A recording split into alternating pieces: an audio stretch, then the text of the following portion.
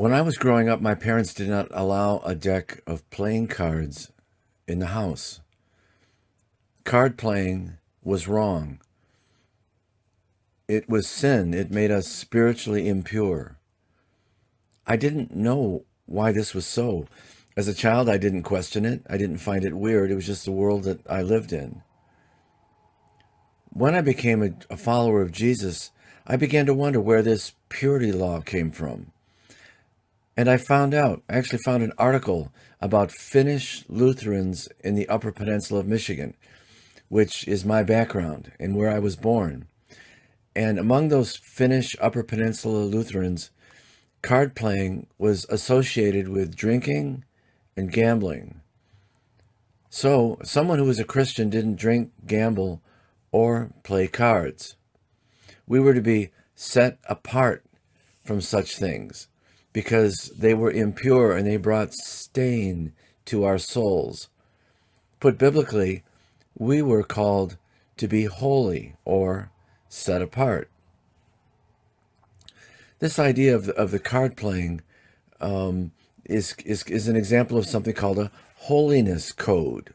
Every culture has a holiness code with accompanying purity laws. And purity laws are lists of do's and don'ts. For example, during Jesus' time, you couldn't touch a dead body. Otherwise, and if you did, it would make you ritually, that is spiritually impure, or you couldn't eat certain foods. Impurity is a sort of invisible dirt that people pick up through contact with various things. In ancient Judaism, a person could contract impurity through contact with things like corpses, sexual fluids, skin diseases, and in the case of women, through childbirth. And let me just say, we have not moved beyond that. Wearing masks and keeping social distance during a pandemic and washing your hands thoroughly after being out in public, these are examples of purity laws. It's a kind of a holiness code in this case, in this sense, mostly rooted in science. The New Testament scholar Richard Bauckham writes this: originally in Judaism, purity and impurity only really mattered when you visited the temple. God's presence, says Bauckham, in the temple made the temple a kind of pure space that would be defiled by someone who was in a state of impurity. But by the 1st century AD, there was a tendency to think that, since purity was a good thing, we should aim at being as pure as possible. And so all over Palestine, archaeologists have found ritual baths called mikvah, M-I-K-V-A-H, who indicate that it wasn't just groups like the Pharisees who cared about purity. Many ordinary people evidently took care to remove impurity when they contracted it. It was part of the desire to be the holy people of a holy God. But then in came Jesus, and he's breaking some of these long-standing purity laws, like how he lets people touch him, how he lets a woman who is bleeding touch him, and how he touches sick people like lepers, and how he does it even on the Sabbath. Jesus is violating a number of these purity laws. Why?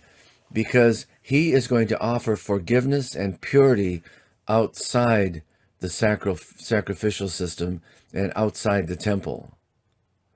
And that's one of the things, maybe the greatest thing, that infuriated the Jewish leaders of the time. Jesus redefined purity and gave us a new way of attaining it before God. And so many impure people who weren't allowed near the religious leaders, when they heard of this, they sought out Jesus, because Jesus now was claiming to be the way, the road, the door, and the point of access into the family and presence of a holy God. His radical saying, no one comes to the Father except by me.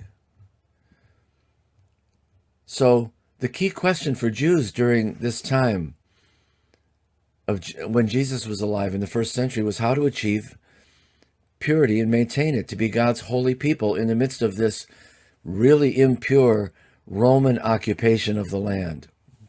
Into that world came Jesus, who stood against the social, the economic, and the gender stratifications, that is, the diminishment of females to the elevation of males. And he fought against Judaism's purity codes. Purity codes are about distinctions, divisions, and separation. Jesus broke down the walls of separation. He subverted the ritual laws, and he violated a number of these purity laws.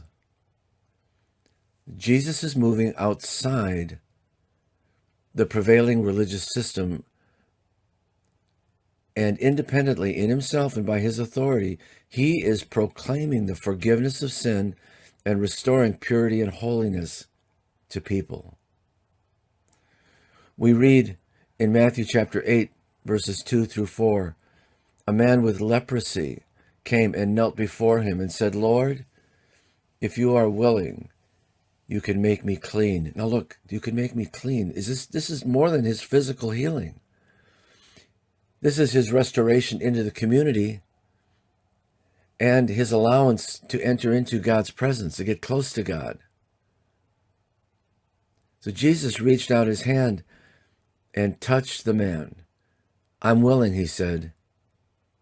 Be clean. And then Jesus said, well, then immediately he was healed of his leprosy. And Jesus said, see to it that you don't tell anyone, but go show yourself to the priest.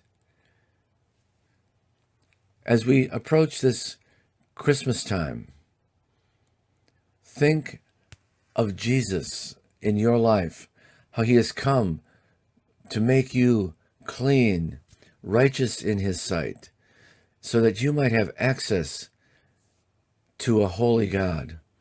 The real Jesus came to make people clean, holy, and acceptable to God.